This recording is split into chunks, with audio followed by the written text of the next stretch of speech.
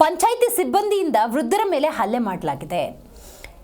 ಪಾಂಡವಪುರ ತಾಲೂಕಿನ ಕೆನ್ನಾಳು ಗ್ರಾಮದಲ್ಲಿ ನಡೆದಿರುವಂತಹ ಘಟನೆ ಇದು. ಪಂಚಾಯಿತಿ ಸಿಬ್ಬಂದಿ ವೃದ್ಧರ ಮೇಲೆ ದೌರ್ಜನ್ಯವನ್ನು ಎಸಗಿದ್ದಾರೆ.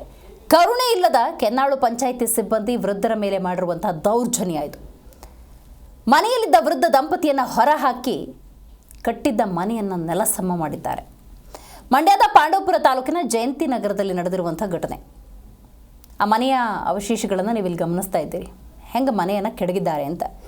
ಪಂಚಾಯಿತಿ ಜಾಗದಲ್ಲಿ ಮನೆ ಕಟ್ಟಿದ್ದಾರೆ ಅಂತ ಆರೋಪಿಸಿ ಮನೆಯನ್ನು ನೆಲಸಮ ಮಾಡಲಾಗಿದೆ. ಪಂಚಾಯಿತಿ ಸಿಬ್ಬಂದಿ ಕಟ್ಟಿದ ಮನೆಯನ್ನು ನೆಲಸಮ ಮಾಡಿ ಸಿಬ್ಬಂದಿ ದಬ್ಬಾಳಿಕೆ ಮೆರೆದಿದ್ದಾರೆ.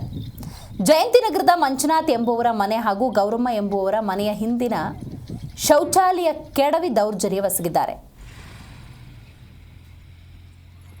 ಈಗ ಮನೆಗಿದ್ದಂತಹ ಶೌಚಾಲಯ ಕೆಡವಿದ್ರಿಂದಾಗಿ ಆ ಶೌಚಾಲಯವೂ ಇಲ್ಲದೆ ಗೌರಮ್ಮ ಕುಟುಂಬಸ್ಥರು ಕಂಗಾಲಾಗಿದ್ದಾರೆ. ಮಂಜುನಾಥ್ ಕುಟುಂಬ ವೃದ್ಧ ದಂಪತಿಗಳು ಬೀದಿಯಲ್ಲಿ ಕೂತ್ಕೊಂಡು ಕಣ್ಣೀರಿಡುವಂಥ ಪರಿಸ್ಥಿತಿ ಬಂದೊದಗಿದೆ. ಯಾವುದೇ ನೋಟಿಸ್ ಕೊಟ್ಟಿಲ್ಲ ಅಂತ ಈ ಕುಟುಂಬಸ್ಥರು ಹೇಳ್ತಾ ಇದ್ದಾರೆ. ಏಕಾಏಕಿ JCB ತಂದು ಮನೆ ಆ ಹಿಂಭಾಗದಲ್ಲಿದ್ದಂಥ ಶೌಚಾಲಯ ಇದೆಲ್ಲವನ್ನ ನೆಲಸಮ ಮಾಡಿದ್ದಾರೆ ಅಂತ ರೋಧಿಸ್ತಾ ಇದ್ದಾರೆ.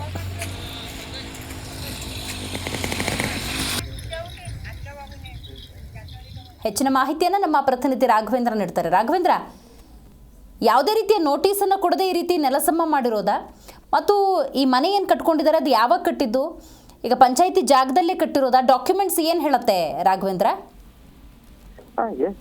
ಏನು ಮಂಡ್ಯ ಜಿಲ್ಲೆ ಪಾಂಡವಪುರ ತಾಲೂಕಿನ ಜಯಂತಿ ನಗರದಲ್ಲಿ ಏನು ಕೆನ್ನಾಳ ಗ್ರಾಮ ಪಂಚಾಯತಿಗೆ ಬರುವಂತ ಒಂದು ಜಾಗದಲ್ಲಿ ಒಂದು ಬಡ ಕುಟುಂಬ ಒಂದು ಮನೆಯನ್ನ ನಿರ್ಮಿಸಿಕೊಂಡಿರ್ತಾರೆ. ಅದು ಕೂಡ ಪಂಚಾಯತಿಗೆ ಅದು ಮೊದಲು ಗೋಮಾಳ ಆಗಿರುತ್ತೆ, ನಂತರ ಅದನ್ನ ಪಂಚಾಯತಿಗೆ ಸೇರಿಸಿಕೊಳ್ಳಲಾಗಿರುತ್ತೆ. ಆದ್ರೆ ಇದನ್ನ ತಿಳಿಯದಂತಹ ಒಂದು ದಂಪತಿ ಕುಟುಂಬ ಆ ಒಂದು ಚಿಕ್ಕ ಜಾಗದಲ್ಲಿ ಒಂದು ಮನೆಯನ್ನ ಕಟ್ಕೊಂಡಿರುತ್ತೆ. ಆದ್ರೆ ಈಗ ಆ ಪಂಚಾಯತಿಯ ಸಿಬ್ಬಂದಿಗಳು ಏಕಾಏಕಿ ಯಾವುದೇ ನೋಟಿಸ್ ಅನ್ನ ಇದು ಪಂಚಾಯತಿ ಜಾಗ ಅಂತಲೇ ಅಲ್ಲಿದ್ದಂತ ವೃದ್ಧೆಯರನ್ನ ಮತ್ತೆ ಅವರ ಕುಟುಂಬವನ್ನ ಈಗ ಮನೆಯನ್ನ ಕೆಡವಿ ಹೊರ ಹಾಕಲಾಗಿರುವಂತದ್ದು.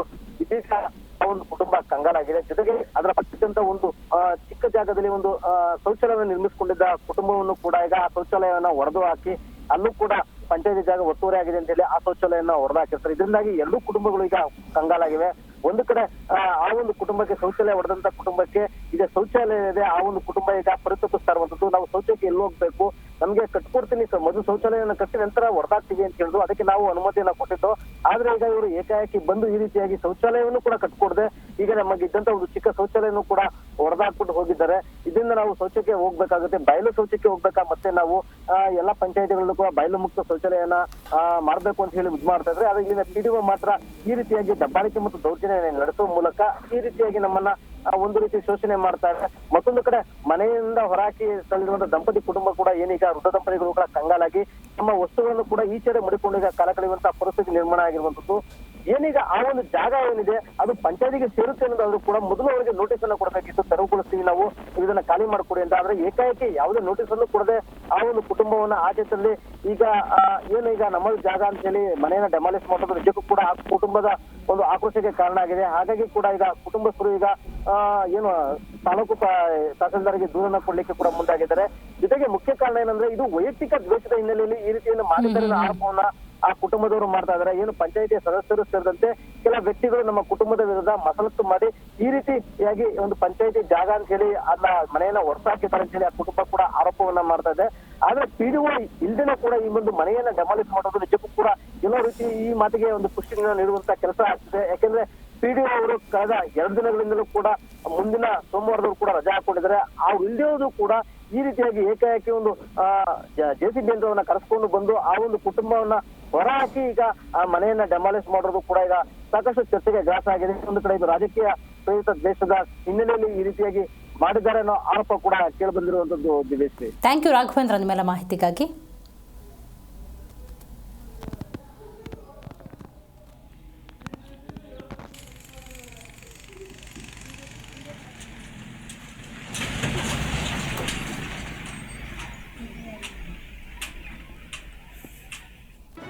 ಜಿ ಕನ್ನಡ ನ್ಯೂಸ್ ಈಗ ನಿಮ್ಮ ಮನೆಯಲ್ಲೇ ನೋಡಿ. ಎಲ್ಲ ಕೇಬಲ್ಗಳಲ್ಲಿ ಈಗ ಲಭ್ಯ.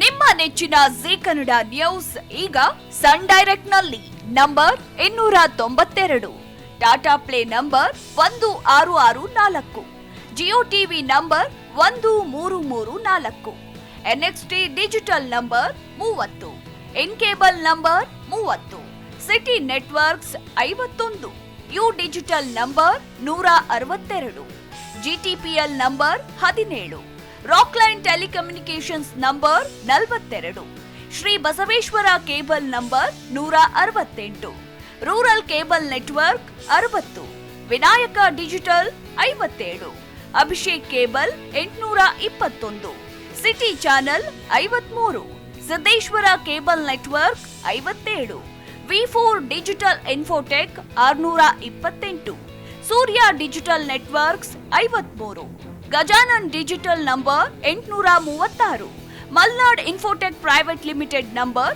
56, Metrocast number 830, Victory Digital number 167ರಲ್ಲಿ ನೋಡಿ ಆನಂದಿಸಿ.